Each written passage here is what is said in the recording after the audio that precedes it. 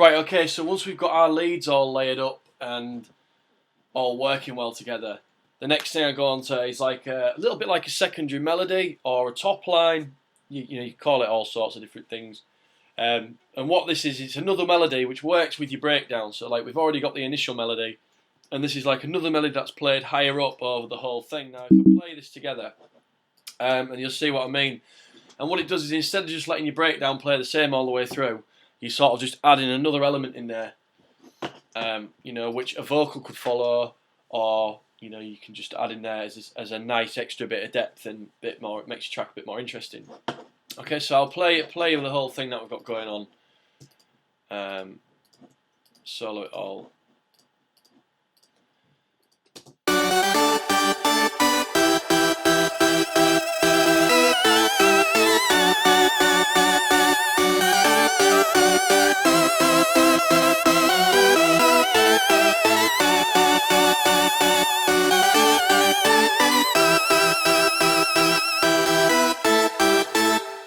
So you get what's going on there. It just plays over the top of your original melody, so you can step it up to the next level. So it's like bam, there's your breakdown melody, and then the other one comes in, which is like another level in there, another bit of excitement. All right, so if I mute these anyway for now, if you don't know, if you just select them and press M on the keyboard, it just mutes them, so we can focus on what we want here. Now, if you notice, just before, I've got this little like fade in sound.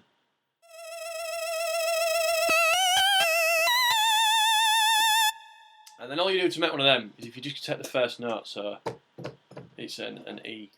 There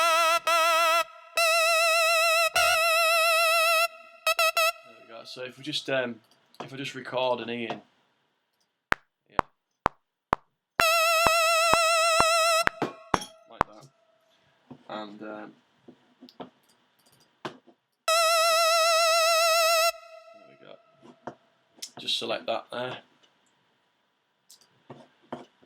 And then, literally, if you right-click on the sample and go to bounce in place, what that'll do is it will put that as a piece of audio, bang, in your track like that. Okay, so if you normalise it, so double-click on it and select the audio sample, and we just go to normalise there.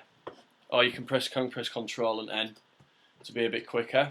Okay, and then again, if you select it and you go to Functions and Fade In, which if you do Control and I on your keyboard, that fades it in, and you get something like this. And all you have to do is we just bring that down a level, and you get this.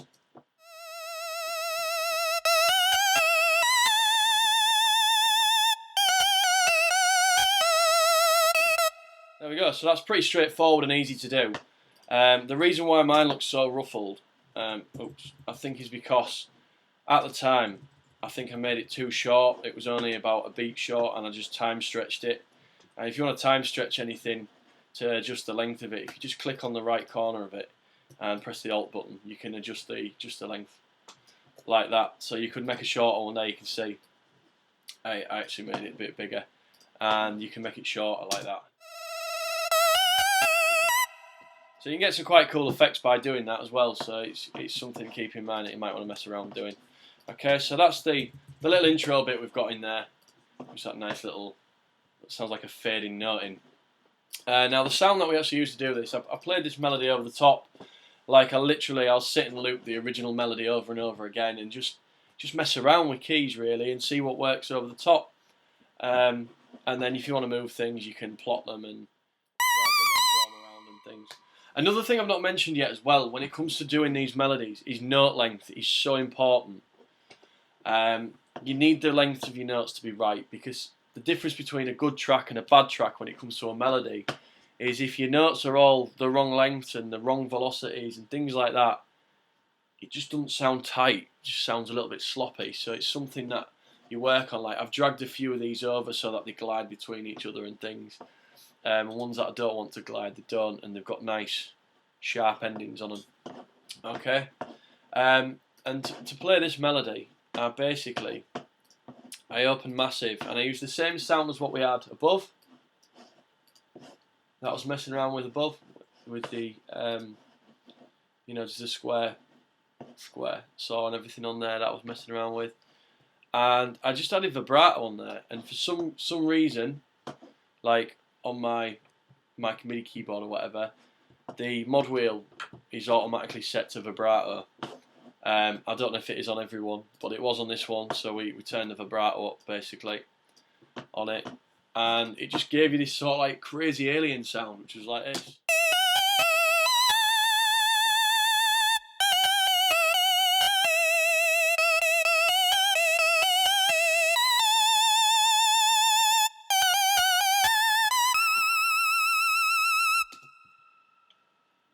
And that was that. That sort of like worked. So you know, it's the same as one of the sounds that's above, but it's a higher octave again, and it just really worked together. But just having that secondary melody in there stepped things up to like another level in your track. And if I play the whole breakdown together, you'll see exactly what I mean, and it all works. Okay, so like you see, we've still got a few like claps and things going on through there as well to make it build. So check this out. Here we go.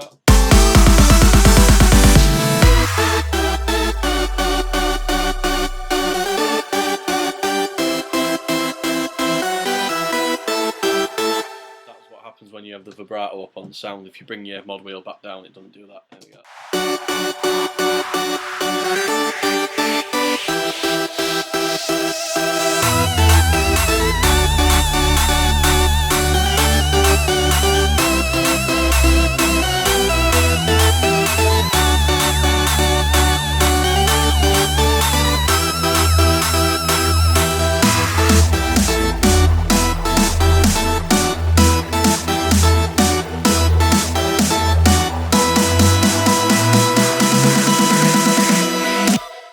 So you can see just adding that extra layer in there, like a secondary lead, steps it up again. So you've got bam, your breakdown, bam, you've got more interest going on in there before you build up, and you start to build into your first drop.